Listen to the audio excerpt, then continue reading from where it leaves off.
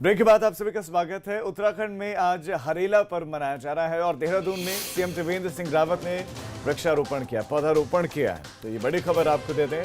हरेला पर्व की शुरुआत, हरेला पर्व मनाया जा रहा है आज। मुख्यमंत्री ने इसकी शुभकामनाएं भी दी थी और आज एक बार फिर से शुभकामनाएं दी हैं। तस्वीरें आप देखिए, वन मंत्री हरक सिंह रावत के साथ मुख्यमंत्री त्रिवेंद्र सिंह रावत ने पौधारोपण किया, पौधा लगाया। और हरेला पर्व, इस त्योहार की हम बात करें तो ये पर्व हमारे बुजुर्गों की, उनकी दूरदर्शी सोच को दर्शाता है कि पर्यावरण संरक्षण को लेकर उनकी सोच क्या थी।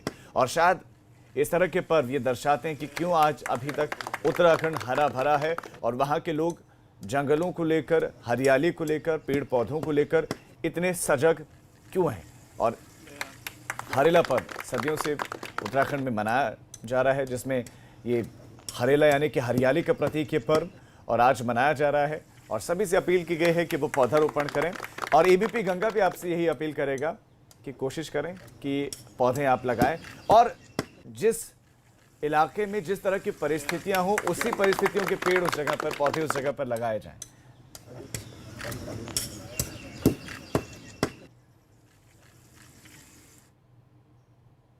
तो हरेला पर्व आज उत्तराखंड में मनाया जा रहा है और साथ ही पहाड़ पर आज से सावन का महीना भी शुरू हो गया, जिसको लेकर शिवालयों में श्रद्धालुओं की भीड़ जुट गई है।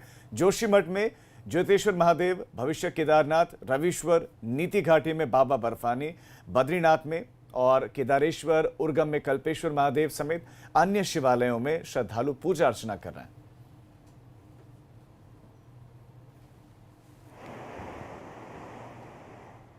तो मंदिरों में भक्तों की भीड़ और आप हैरान ज़रूर हो रहे होंगे, लेकिन पहाड़ों में जो सावन की शुरुआत है वो आज से हो रही है, यानी कि आज से हरेला पर्व की शुरुआत हो रही है।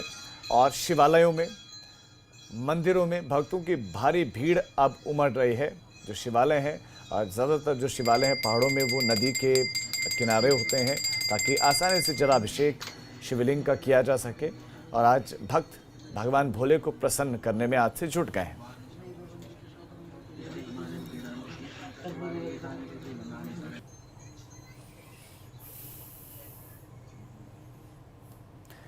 अब खबर जोशीमठ से, जहां पर आज फ्यूला नारायण धाम के कपाट खुलेंगे और आज कपाट खुलने के साथ साथ लोग दर्शन भी कर सकेंगे। तो आज फ्यूला नारायण धाम के कपाट खुलेंगे और सुबह 11 बजे बताया जा रहा है कि धाम के कपाट खोल दिए जाएंगे।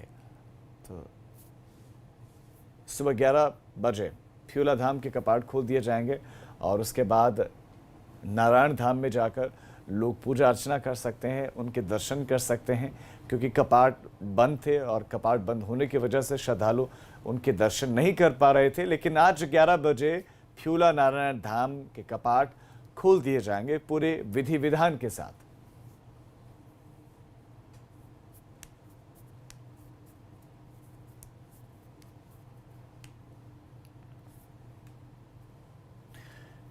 खबर अब उत्तरकाशी से मिल रही है, जहां पर कोरोना के 8 नए मरीज मिले हैं और जिले में कोरोना मरीजों की संख्या बढ़ गई है। 102 जिले में मरीजों की संख्या पहुंच गई है।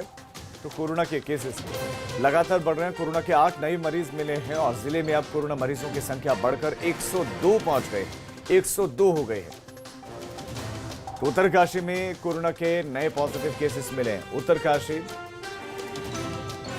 एक जो जिला है, दुर्गम घाटियां यहाँ पर हैं और केसेस लगातार यहाँ पर बढ़ रहे हैं। संवेदनशील जिला है और अब 8 नए पॉजिटिव केसेस मिले हैं।